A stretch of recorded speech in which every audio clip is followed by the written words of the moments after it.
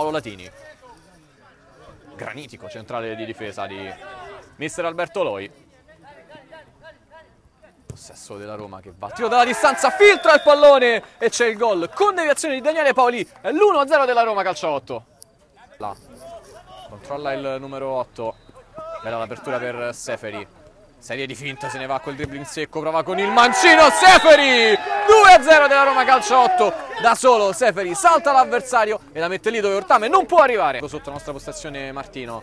Si torna invece nel cerchio di centrocampo da Eusepi. Palla sulla sinistra per Natalucci che si è sganciato molto bene. Uno sguardo dentro, c'era la palla sul sinistro. Va da Eusepi al volo con il mancino. È un gioiello del numero 10 che riaccorcia le distanze. È 2-1. Corsa per il numero 13. Cichella va da Maschietti. Vorrebbe che gli venisse restituito il pallone. Quinquino dalla distanza, filtra il pallone e c'è il gol della Roma, calcio 8. È il 3-1 con Quinquino direttamente dalla propria metà. Il pallone in aiuto con Natalucci, poi arriva Cichella e stirpa il pallone dai piedi di Eusepi, palla dentro per Seferi, arriva la sfera a Rossi per Cichella. La Roma gioca davanti alla linea di porta e trova il quarto gol. È 4-1.